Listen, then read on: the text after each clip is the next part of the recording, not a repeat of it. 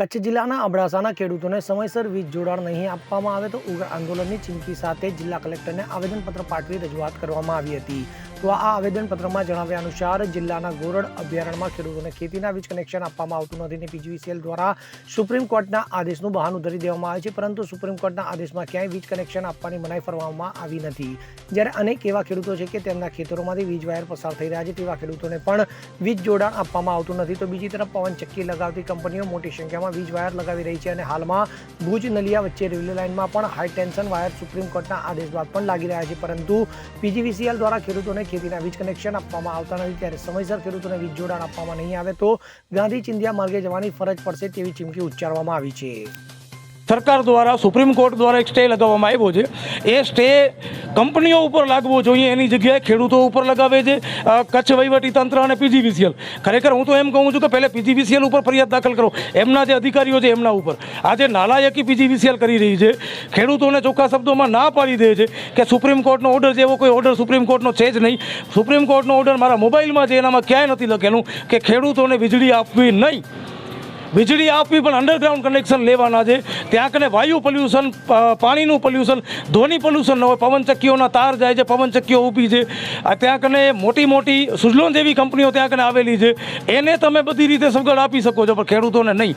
અને હવે ખેડૂતો માટે જે પણ કરવું હશે, કંપનીઓના વિરોધમાં, સરકારના વિરોધમાં, કચ્છ વહીવટીતંત્રના પીજીવીસીએલ કે કચ્છ કલેક્ટરના વિરોધમાં પણ જવું હશે તો એના માટે જવા માટે તૈયાર છીએ। માત્ર ને માત્ર ખેડૂતોને વીજળી આપો, નહીંતર બહુ મોટા ઉગ્ર અને આંદોલન થવાના છે। નામ દિવ્યરાજસિંહ જાડેજા છે।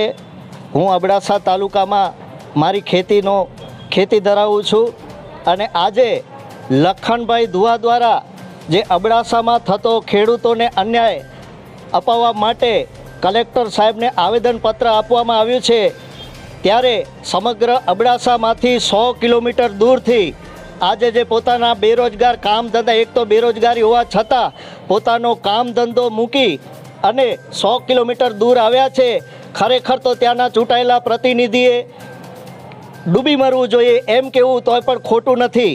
બીજું કે અબડાસાને કાયમ ભ્રમમાં રાખવામાં આવે છે, બહાર મીડિયામાં એવું ફેલાવવામાં આવે છે કે 2001થી કચ્છે વિકાસ કર્યો, અમે કચ્છના છેવાડામાંથી આવી છીએ અને એ છેવાડામાં મોટામાં મોટો કદાચ જો જીવનનો આધાર હોય એ છે ખેતી, અને એ ખેતીથી વંચિત રાખવા માણસોને સુજલોનમાં, પવનચક્કીઓ ખેતરોમાં થોડાક ભાડા આપી અને ખેતી લઈ લીધી અને તેને આપવા માટે ક્યાંક ને ક્યાંક મજબૂર કરવામાં આવ્યા હોય।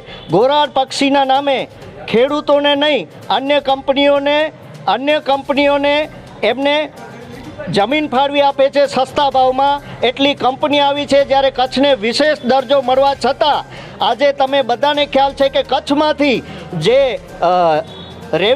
શું કહેવાય રેવન્યુ જે સૌથી વધારે આપતો જિલ્લો હોય તો કચ્છ છે, ભલે એ પછી મીઠામાંથી આપતું હોય, કોલસામાંથી આપતું હોય, ખાણ ખનીજમાંથી આપતું હોય, આટલા બધા કચ્છમાંથી આવક ધરાવતો જિલ્લો છતાં પણ અબડાસાને જે રીતે અન્યાય કરવામાં આવે છે એ આગામી સમયમાં હું વીરભૂમિ વિંજાણનો છું અને અબડાસા એ વીરભૂમિ છે અને એમાં જ્યારે અન્યાય થયો છે ત્યારે દરેક સમાજ સાથે મળીને જવાબ આપ્યો છે અને લડત લડી છે।